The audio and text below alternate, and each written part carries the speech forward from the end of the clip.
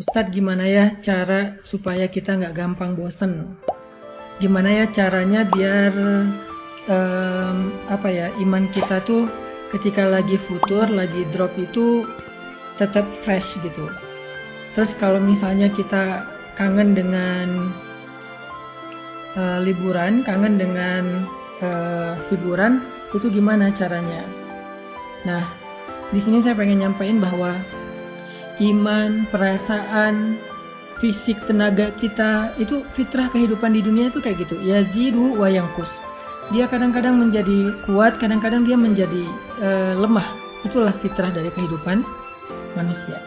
Terus gimana cara kita menyikapi fitrah yang kayak gini? Ketika kita lagi kuat, ketika kita lagi mood, ketika kita lagi bugar, itu pasti semuanya jadi mudah.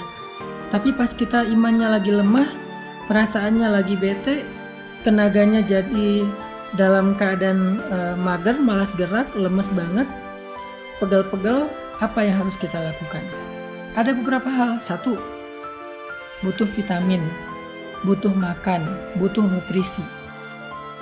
Kedua, kadang-kadang kita butuh terapi, kita butuh pijat, kita butuh spa, kita butuh relaksasi. Dan yang ketiga, kita butuh olahraga, gerak supaya endorfin kita bertambah sehingga kita jadi lebih fresh dan segar lagi. Itu adalah kondisi fisik kita. Dan ternyata kondisi iman kita tuh sama dengan kondisi fisik. Iman itu ketika lemah, dia itu butuh nutrisi. Ketika lemah, dia itu butuh vitamin. Ketika lemah, dia itu butuh makan. Nah, pertanyaannya, apa nutrisi iman? Apa vitamin iman? Apa makanannya iman supaya dia kuat lagi? Ternyata kata para ulama, nutrisi iman itu adalah tafakkur. Sebagaimana nutrisi perasaan itu mencari hiburan, maka nutrisi iman itu adalah tafakkur. Apa itu tafakkur? Tafakkur itu memikirkan tentang kebesaran Allah. Itu nutrisi iman. Inna fi khalqis samawati wal ardi wa ikhtilafil laili wan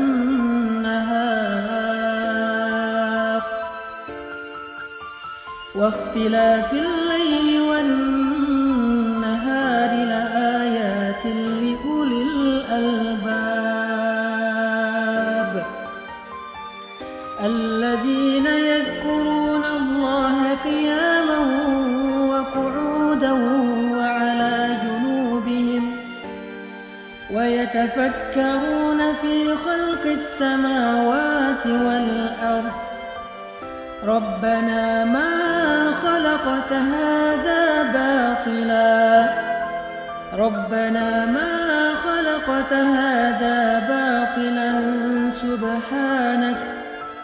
سبحانك فقنا عذاب النار.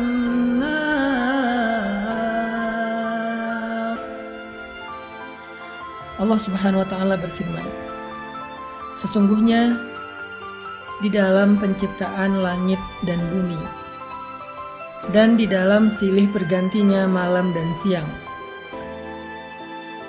terdapat bukti-bukti tentang kebesaran Allah bagi orang yang cerdas, orang yang berakal, yaitu orang yang selalu mengingat Allah dalam keadaan berdiri, duduk, dan berbaring, dan mereka senantiasa memikirkan tentang kebesaran Allah dalam ciptaan-ciptaannya, seraya berkata, Maha Suci Tuhan kami, tidaklah Engkau menciptakan ini sia-sia, maka peliharalah kami dari azab api neraka. Di ayat ini tuh Allah lagi nyuruh kita untuk lebih sering tafakur. Wa yatafakkarun. Tafakur itu dari kata fikir. Fikir itu jadi bahasa Indonesia, pikir. Jadi nutrisi iman itu adalah mikir. Nutrisi iman itu adalah memikirkan, merenungkan, menghayati, menalar, memperhatikan kebesaran Allah di dalam ciptaannya. Bertafakur itu nggak butuh modal. Kita bisa keluar sebentar, ngelihat langit, di situ kita bisa tafakur. Kita bisa nonton Nat Geo tentang misalnya animal, tentang planet, tentang earth, tentang apa misalnya people atau apalah tentang kehidupan. Di situ kita bisa tafakur tentang betapa Allah itu agung banget ya, menciptakan segala sesuatu dengan sangat-sangat sempurna. Yang di dalamnya itu semuanya ada ayat, ada bukti. Bukti Allah Maha Pencipta, bukti Allah Maha Kuasa, bukti Allah Maha Mengatur, bukti Allah Maha Raja, bukti Allah yang Maha Memberi rezeki, memelihara. Di situ ada banyak bukti. Sehingga dengan kita merenungkan secara serius, kita mikir, insya Allah itu akan menjadi nutrisi dalam hati atau iman kita. Tafakur. Lalu setelah kita berpikir, tafakur, hasilnya itu harus menjadi iman. Apa maksudnya? Semakin sering kita mikirin tentang kebesaran Allah, harusnya semakin kita yakin sama Allah. Kalau kita tahu Allah itu Maha Mengatur, Maha Memberi rezeki, kenapa kita khawatir?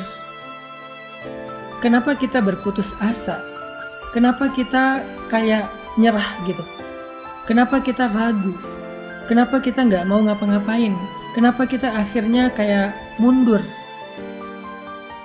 Padahal kita yakin Allah yang Maha Memberi rezeki dan Allah yang Maha Mengatur. Kenapa kita harus khawatir? Itu namanya tajdidul iman, memperbaharui iman. Sehingga kalau kita dengan mudah bisa mentafakuri tentang bukti kehebatan seseorang di balik suatu produk, di balik suatu karya, harusnya kita bisa lebih mudah mengagumi Allah yang punya karya-karya yang maha besar di alam semesta. Karena kita udah ngelihat karya Allah, ciptaan Allah, kagum sama Allah, harusnya kita percaya. Apa bukti kita percaya? Kita ikut, kita nggak protes, kita nggak membantah, kita nggak mendebat, kita nurut. Itu yang disebut dengan tafakur, teman-teman.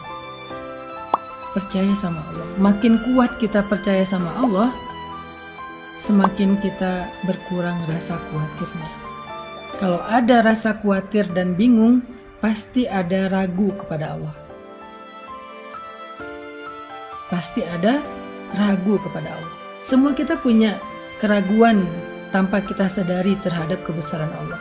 Kita boleh bilang saya yakin sama Allah, tapi nyatanya nggak cukup dengan lisan, dibuktikan itu di sini. Pembuktian itu ada di hati kita ketika kita ada masalah. Seberapa mudah kita tenang ketika ada masalah bahwa Allah Maha membantu, Maha menyelesaikan. Di situ kita akan tahu kita ini imannya kayak gimana.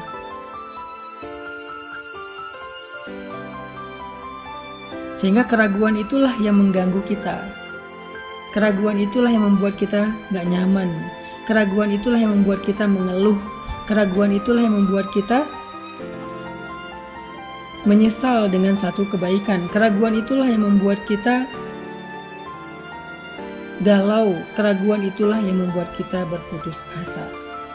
Sehingga salah satu cara untuk mengurangi keraguan kita, mengikis keraguan kita terhadap Allah adalah tafakur. Kekaguman, keyakinan, ketenangan. Untuk bisa kagum, kita harus mikir, kita harus melihat bukti-bukti Allah itu Maha Agung.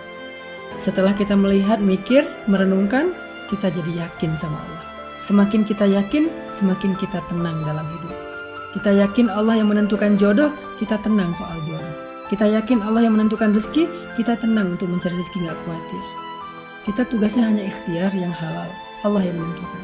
Kita yakin Allah yang Maha menyembuhkan, kita tenang melewati ujian sampai kita diberikan kesembuhan.